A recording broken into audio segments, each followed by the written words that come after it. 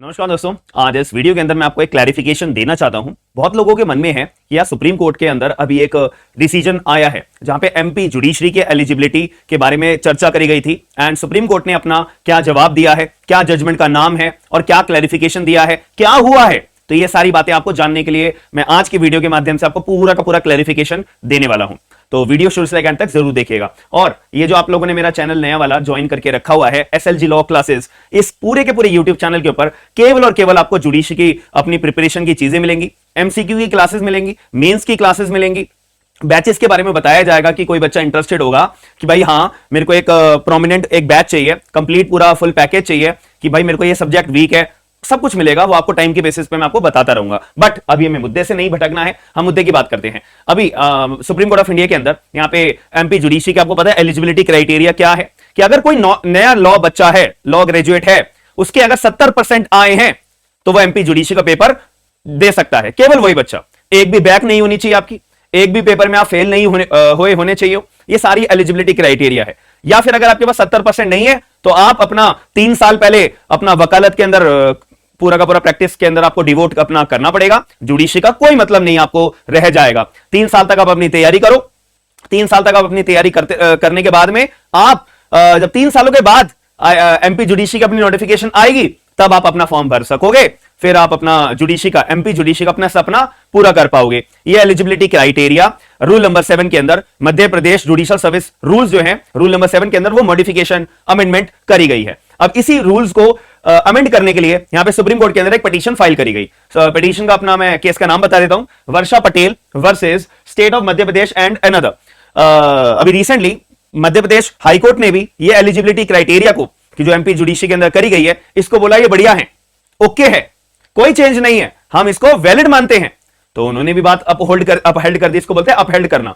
ठीक है, तो फिर मामला गया सुप्रीम कोर्ट ऑफ इंडिया में, जो मैं आपको एक केस के बारे में बात बता रहा हूं। हालांकि ये जो मामला है ये ऑलरेडी पहले भी सुप्रीम कोर्ट ऑफ इंडिया के द्वारा चैलेंज करके सुनवाई करी गई थी। सुप्रीम कोर्ट ऑफ इंडिया ने इसके ऊपर सुनवाई करी थी और बोला था कि हम कोई चेंज नहीं कर रहे हैं। इस जजमेंट के अंदर भी सुप्रीम कोर्ट ऑफ इंडिया ने क्या बोला कि सॉरी, हम जो है कोई चेंज नहीं कर रहे हैं।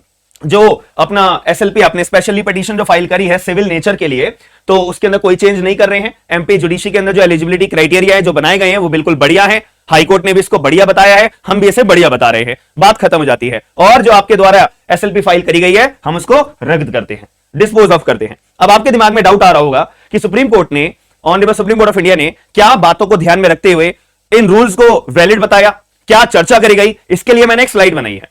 ठीक है, तो यहां पे मैंने हेडिंग डाली है कि सुप्रीम कोर्ट ने डिसमिस कर दिए हैं ये जो एमपी जुडिशरी का एलिजिबिलिटी क्राइटेरिया उसको चैलेंज करने से मना कर दिया। सॉरी, हम कुछ नहीं कर रहे। ये केस का नाम है, ऑलरेडी मैं बता चुका हूं। केस का नंबर ये है कि आप अगर सुप्रीम कोर्ट ऑफ इंडिया की वेबसाइट से अपना जाकर जजमेंट निकालना चाहोगे तो वो केस नंबर मांगता है, तो ये केस नंबर है। ठीक है, अब इसके अंदर मुद्दे वाली बात आपके मन में आ रही होगी, मैं जानता हूं कि ऐसा क्या हुआ है। सुप्रीम कोर्ट ऑफ इंडिया ने क्या अपनी एक्सप्लेनेशन देते हुए ऑनरेबल सीजेआई साहब के पास में अपनी हेयरिंग चल रही थी और बाकी 2 जजेस की यहां पे हेयरिंग चल रही थी। तो सुप्रीम कोर्ट साहब ने कहा कि देखो भाई, ये जो सुप्रीम कोर्ट साहब ने कहा कि ये जो एलिजिबिलिटी क्राइटेरिया एमपी जुडिशरी के अंदर रखा गया है, 70% लॉ के अंदर एलएलबी में आपके होने चाहिए प्लस या फिर और 3 साल की आपकी प्रैक्टिस होनी चाहिए। तो ये जो रूल है ये बढ़िया है। इससे क्या होगा, इससे बेटर जो है बेटर पीपल, बेटर लोग आ पाएंगे जुडिशरी के अंदर और अच्छे लोग आ पाएंगे जुडिशरी के अंदर। बट मेरा एक सवाल है कि भाई जो बच्चा अपनी इतनी मेहनत करता है कि बहुत लोग तो अपना एलएलबी के दौरान ही अपनी कोचिंग लगा लेते हैं या सेल्फ स्टडी करने लग जाते हैं कि जैसे मेरी एलएलबी की डिग्री पूरी होगी, कोई जुडिशरी की नोटिफिकेशन आएगी, फॉर्म भरूंगा, पेपर देने लग जाऊंगा और प्रायोरिटी यही रहेगी कि भगवान की अगर मेरी मेहनत पे अगर सफल रहा मैं तो मैं जज बन जाऊंगा। बट अगर ये रूल आ चुका है तो इस केस में उस सारे बच्चों की मेहनत खत्म और ऊपर से आपको ये बर्डन भी आ जाएगा कि भाई अब मेरे को 70% लाने हैं। हर कॉलेज तो अपना 70% देता नहीं है। इसके ऊपर भी मैंने एक पॉइंट रेज करा हुआ है। अब यहां पे डिफरेंस आएगा मार्किंग स्कीम के ऊपर। डिफरेंस मार्किंग स्कीम्स के ऊपर ये आएगा कि एक बात बताओ, अगर मैं सरकारी कॉलेज के अंदर गवर्नमेंट कॉलेज के अंदर एलएलबी कर रहा हूं या प्राइवेट कॉलेज के अंदर एलएलबी कर रहा हूं, तो गवर्नमेंट कॉलेज में आप लोगों में से बहुत सारे लोग गवर्नमेंट कॉलेज से एलएलबी कर रहे होंगे, कर चुके होंगे। आपको मार्किंग स्टैंडर्ड उनका पता है कि वो नंबर बहुत रो के देते हैं। हाँ है ना? कितने लोग मेरी बात से ये वाली एग्री करते हैं, एक बार चैट बॉक्स के अंदर बताइएगा, अपना एक्सपीरियंस भी बताइएगा। और अगर मैं दूसरी तरफ बात करूं प्राइवेट कॉलेज में, प्राइवेट कॉलेजेस में इतनी ज्यादा स्ट्रिक्ट चेकिंग नहीं होती है। ये बात भी अपना पिटीशन में रखी गई थी, ये सारी की सारी बातें आर्ग्यूमेंट्स में हुई थी। ये वही अपनी कटिंग्स हैं, ये वही अपने पॉइंट्स है जो आर्ग्यूमेंट्स के अंदर रेज करे गए थे, अपने मन से नहीं बोल रहा हूं मैं, ठीक है। तो और बाकी आप लोगों का अपना प्रैक्टिकल एक्सपीरियंस भी होगा कि बहुत सारे बच्चे होंगे जो प्राइवेट इंस्टीट्यूशन से एलएलबी करके आए हैं, बहुत सारे होंगे जो गवर्नमेंट कॉलेज से एलएलबी करके आए हैं, एनएलयू से करके आए हैं। तो सबका अपना अपना एक पैटर्न होता है मार्क्स देने का कि भाई हम बच्चों को कितने मार्क्स देंगे।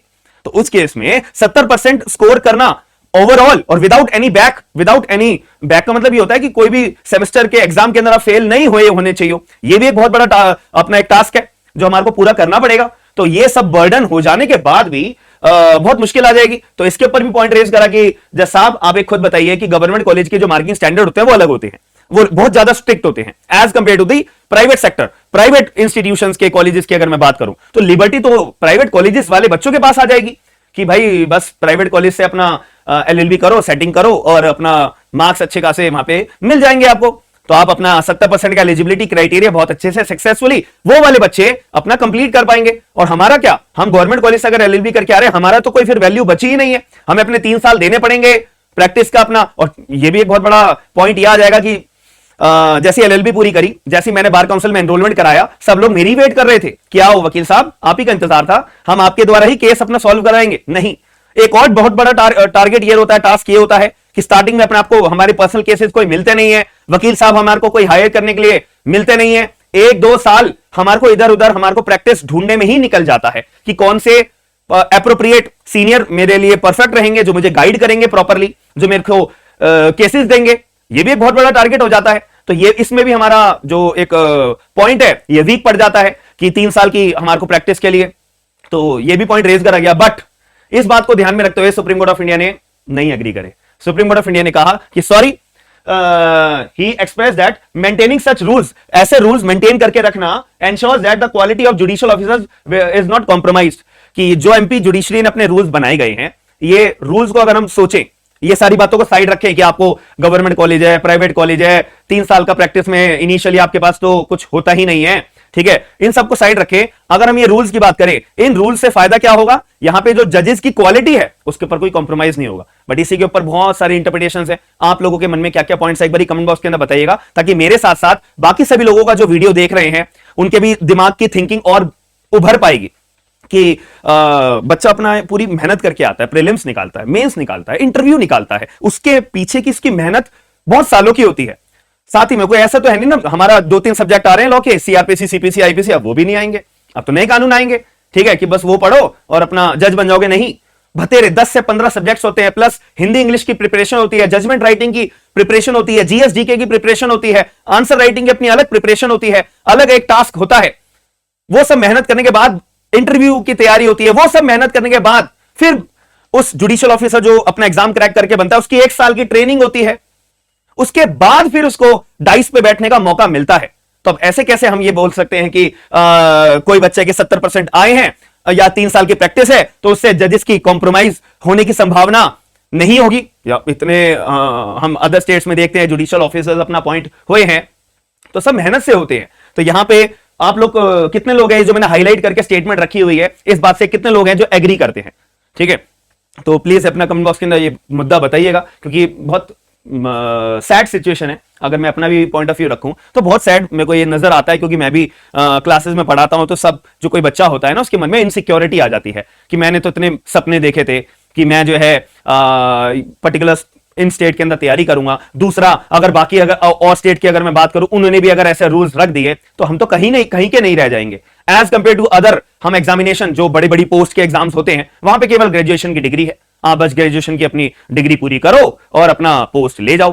तो यहां पे भी एक पार्शियलिटी वाली बात है या नहीं है? दोनों ही अपनी कॉन्स्टिट्यूशनल पोस्ट है, हाँ है ना। तो यहां पे भी एक पॉइंट रेज करना चाहिए, बट ये सारे पॉइंट रेज नहीं करे गए, मतलब रेज करे गए लेकिन नोटिसेबल नहीं हो पाए हैं। बट जज honourable supreme court of India के द्वारा बस एक ही पॉइंट रेज करा गया। बार बार आप अगर आर्गुमेंट्स पढ़ोगे तो बार बार एक ही बात रेज करी गई है, बेटर क्वालिटी ऑफ जजेस की क्वालिटी जो कॉम्प्रोमाइज नहीं करी जाए वगैरह वगैरह। अब यहां पे एक और पॉइंट यहां पे रेज हुआ कि सुप्रीम कोर्ट ऑफ इंडिया ने कहा अपना इसी केस के दौरान, जो मैं आपको ये वर्षा पटेल का केस बता रहा हूं, कि ये जो बातें आप बोल रहे हो ना भैया, ये already supreme court of India ने पहले ही डिसाइड 2023 के अंदर कर दी थी कि इसका नाम यहां पे लिखा हुआ है, Garima Khare versus the high court of Madhya Pradesh. ये सुप्रीम कोर्ट का जजमेंट है, ये already decision supreme court of India ने दे दिया था। डिसीजन में क्या आया था, यही आया था कि सॉरी जो एमपी जुडिशरी के अंदर जो रूल्स अमेंड करे गए हैं उसको हम चेंज नहीं करेंगे, वो अपनी जगह बढ़िया है। और एग्जाम्पल क्या दिया जाता है महाराष्ट्र का। महाराष्ट्र के अंदर ऐसे रूल्स ऑलरेडी बहुत सालों से हैं कि आपको कोई भी लॉ के अंदर फेल नहीं होना है, मार्क्स अच्छे आने चाहिए और एलिजिबिलिटी क्राइटेरिया इतने साल की प्रैक्टिस अगर होनी चाहिए तो ही आप महाराष्ट्र जुडिशरी का पेपर दे पाओगे, वगैरह वगैरह। तो उन्हीं पॉइंट का रेज करते हैं यहाँ पे सीजे साहब ने और बाकी अदर जजेस ने भी इसी बात पे कंसेंट अपनी रखते हुए बोला कि एमपी जुडिशरी के जो रूल्स हैं वो बढ़िया है।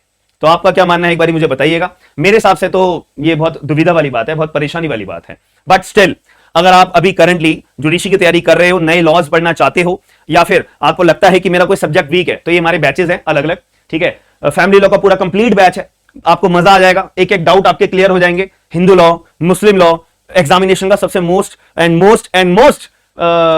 इंपॉर्टेंट कोर एरिया है आपके एग्जामिनेशन के लिए भी, आपकी वकालत के लिए भी। ये वाला आपके लिए बैच अगर आपको लेना है तो आप ये ज्वाइन कर सकते हो, ठीक है। पूरा हिंदू लॉ है with latest amendments, with latest case law, पूरा मुस्लिम लॉ है with latest amendment, with latest case law, everything.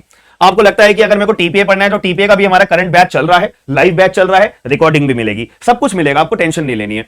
और इसके अंदर लेटेस्ट केस लॉज और सारी की सारी चीजें, जितने भी डॉक्ट्राइन्स है हमारी, आपको पता है ना, सेक्शन नंबर 10 से लेकर 53A तक डॉक्ट्राइन्स ही डॉक्ट्राइन्स हमें पढ़नी पड़ती है और वही एग्जामिनेशन के अंदर मेंस के पर्सपेक्टिव में सबसे ज्यादा पूछी जाती है। तो इस बैच में आपको कंप्लीट मिलेंगी। आपको लगता है मेरा कॉन्स्टिट्यूशन बहुत ही बेकार है, कॉन्स्टिट्यूशन बहुत वीक है, बट अगर आपने ये वाला बैच ज्वाइन करा तो आपको कॉन्स्टिट्यूशन से हमेशा हमेशा के लिए प्यार हो जाएगा, याद रखिएगा। तो ये वाला बैच हमारा कॉन्स्टिट्यूशन का है, तो आप ये वाला ज्वाइन कर सकते हो। अगर आपको लगता है कि यार मैं ना साइड बाय साइड अपनी कोर्ट के अंदर प्रैक्टिस करता हूं और प्रैक्टिस के दौरान मेरे को बहुत सारे ड्राफ्ट चाहिए होते हैं या मुझे सीखने के लिए चाहिए, मुझे नहीं पता, मैं कोर्ट कभी गया नहीं, तो ड्राफ्ट कैसे होते हैं, कौन से केस में कौन सा ड्राफ्ट लगेगा, तो यहां आप ये वाला पूरा का पूरा कंप्लीट बैच ड्राफ्ट का पैकेज ले सकते हो। 8000 से ज्यादा लीगल ड्राफ्ट है।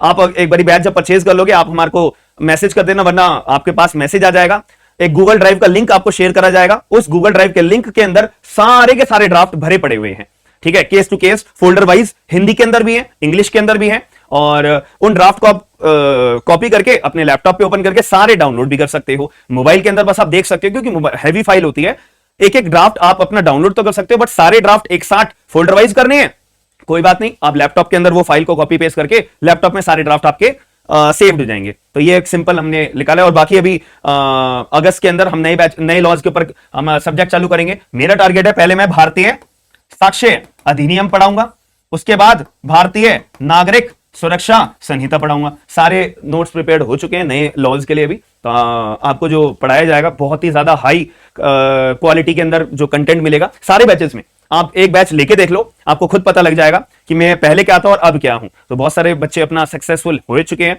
अभी मैं जो रिजल्ट आया था अपना तेलंगाना जुडिशरी का, तो 3 बच्चे तेलंगाना जुडिशरी में हमारे सिलेक्ट भी हुए हैं और बाकी अभी जो रिजल्ट आते रहेंगे मैं आपको इन्फॉर्म करता रहूंगा। बट नेवरदलेस इसको हम साइड रखते हुए मेन फोकस होना चाहिए कि मेरे को जो टीचर के द्वारा पढ़ाया जा रहा है उससे मुझे समझ में आ रहा है या नहीं। मजबूरी नाम की चीज नहीं होनी चाहिए कि सारा बर्डन मैंने एक तो पैसे भी दे दिए, कोर्स भी ले लिए, समझ में कुछ आ नहीं रहा, एट द एंड मुझे खुद ही मेहनत करनी है। ऐसा आपके साथ बिल्कुल नहीं होगा, ये बात का मैं आपको एक गारंटी देता हूं, ठीक है जी। बाकी अगर वीडियो पसंद आई है, चैनल अगर पसंद आया है तो लाइक, शेयर, सब्सक्राइब, और जो आपसे मैंने क्वेश्चंस मांगे हैं उनका जवाब मांगा है, उनके जवाब आप मेरे को कमेंट बॉक्स के अंदर जरूर दीजिएगा। बाकी मिलते हैं नेक्स्ट वीडियो के अंदर। थैंक यू, धन्यवाद।